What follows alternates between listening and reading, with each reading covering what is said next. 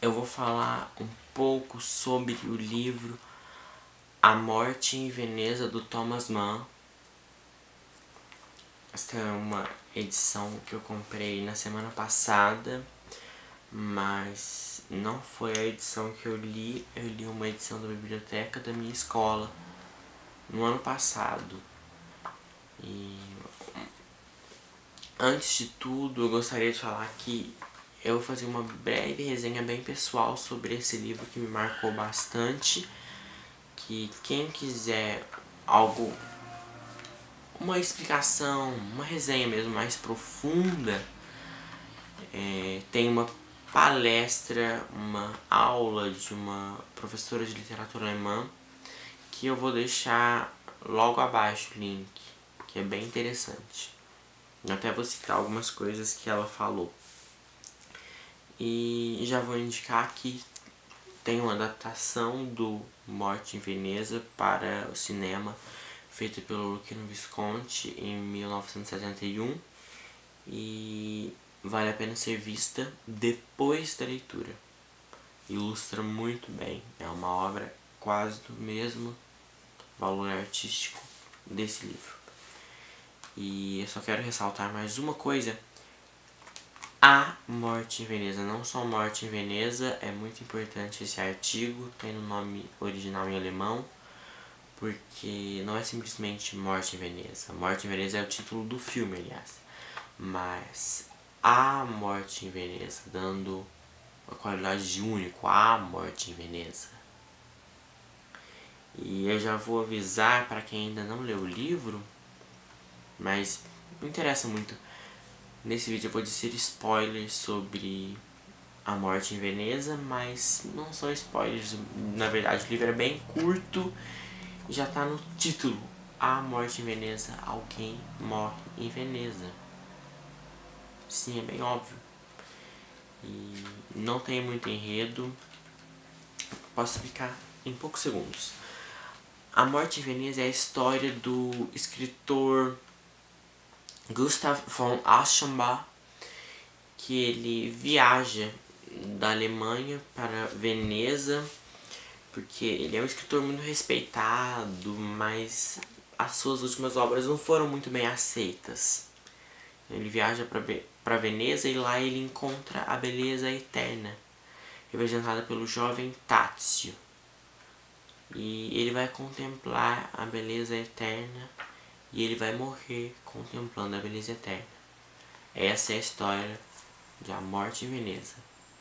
E eu acho isso a coisa mais brilhante que tem na obra do Thomas Mann.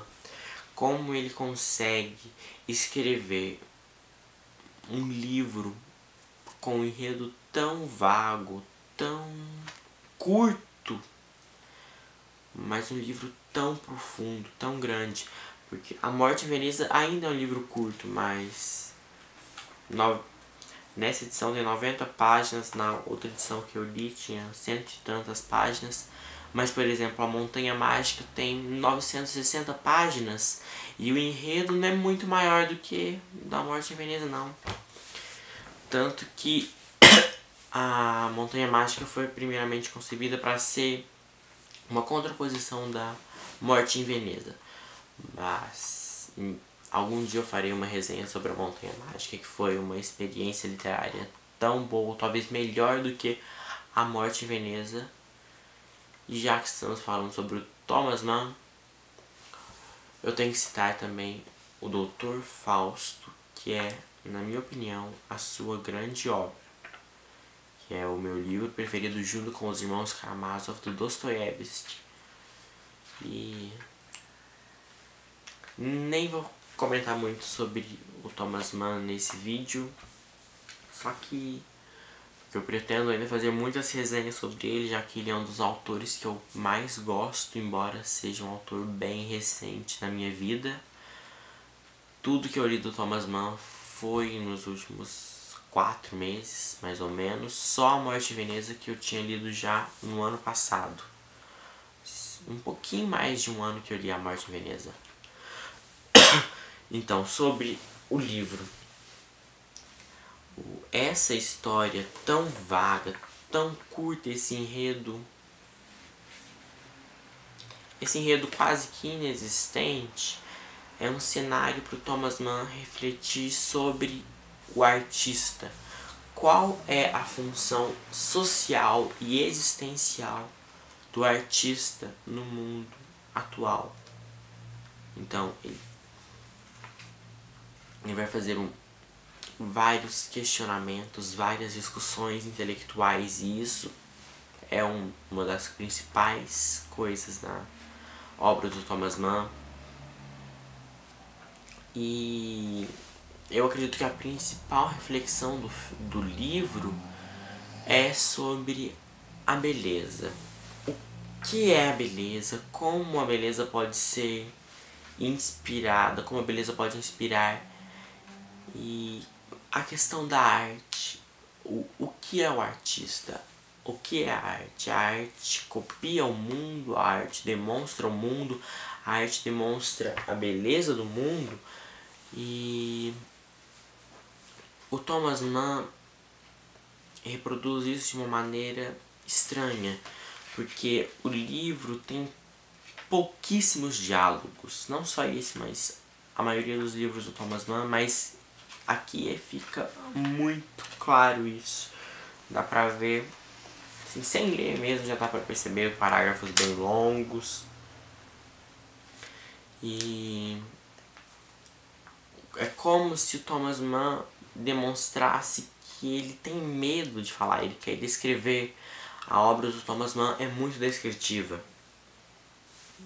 Então, através das reflexões de Morte em Veneza, nós percebemos que existe uma dualidade na mente do Aschenbach e, obviamente, na mente do Thomas Mann, que o artista, na concepção intelectual dele, para ele o artista é ao mesmo tempo uma pessoa dotada de grandes alegrias divinas, uma pessoa que recebeu grandes talentos, mas que isso leva a um grande sofrimento, quase que a um martírio, porque o artista é aquele que é capaz de reproduzir, de demonstrar a beleza do mundo, mas ele acaba se tornando um escravo disso.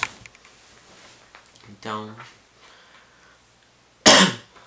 essa é a demonstração do Aschenbach, e existem algumas comparações, por exemplo, com o compositor Gustav Mahler, tanto que ambos têm o mesmo nome.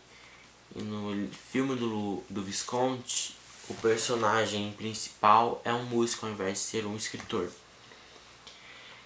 E a Morte em Veneza aos poucos se tornou um livro importante na minha vida, porque quando eu li não me chocou muito, assim. Acho que Thomas Mann é um autor muito difícil pra gente compreender, sentir na primeira experiência. Então foi um livro que eu demorei pra perceber e degustar de verdade, mas hoje eu considero uma das grandes histórias que eu já conheci.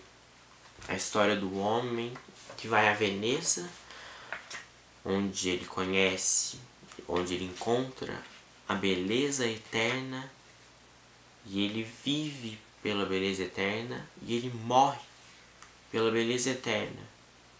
Então, tem muitas ideias platônicas. O amor do Aschenbach pelo Tássio é um amor platônico, e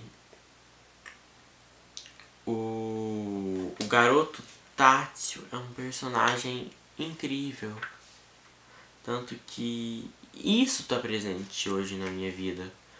Por exemplo, sempre que eu vejo alguém que eu diria, essa pessoa carrega a beleza eterna, eu falo, essa pessoa é um Tássio. De verdade, eu uso muito esse palavra. Muito essa palavra Tássio, sabe? Essa relação do artista e do muso é uma relação muito bonita.